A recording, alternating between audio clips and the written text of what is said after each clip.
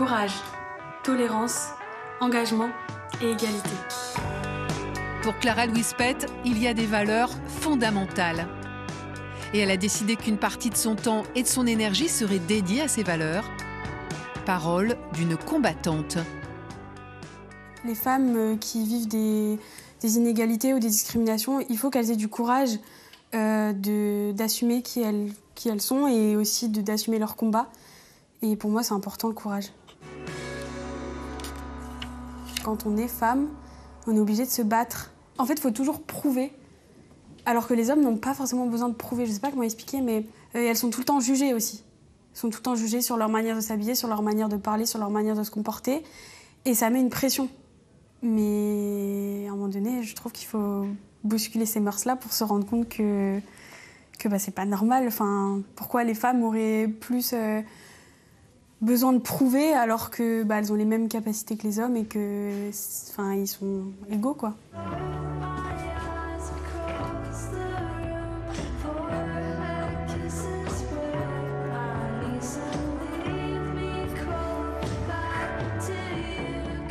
Le courage, il me vient depuis que je suis née, parce que j'ai eu des problèmes de santé. Et je pense que ça m'a apporté une autre vision de la vie, ça m'a apporté une certaine maturité aussi, parce que j'ai vécu des choses que beaucoup de gens n'ont pas forcément vécues. Et ça m'a apporté vraiment du courage de me dire, ok, j'ai eu ces problèmes-là, mais maintenant, je suis là et j'ai cette chance d'être ici. Et c'était un peu comme une thérapie pour moi, en fait, de m'engager. C'était comme si j'avais besoin de me sentir utile auprès des autres pour moi aller mieux.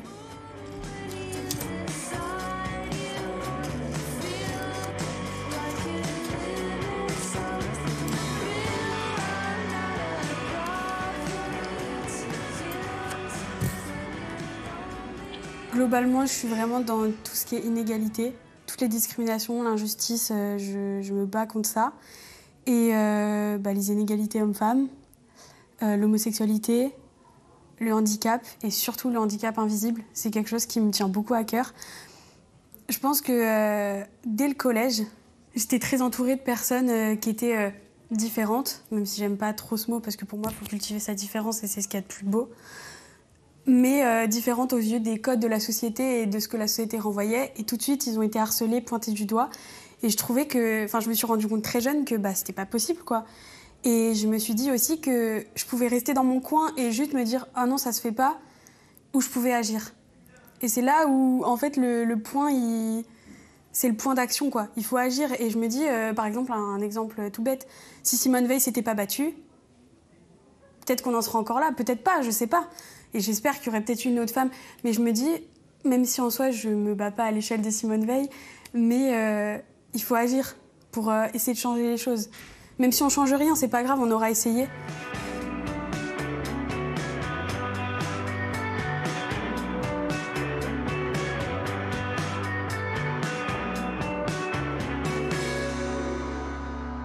Pour moi, c'est tellement fort, mes valeurs, que si je suis pas dans une entreprise engagée et ouverte d'esprit, on va dire, j'aurais l'impression de me cacher et j'aurais l'impression de pas être moi-même. Je peux pas me réveiller tous les matins et me dire ok, je passais une journée, c'était bien, mais j'ai rien fait. Enfin, ok, j'ai rapporté peut-être de l'argent, j'ai vendu beaucoup de choses, mais c'est pas ce que je veux.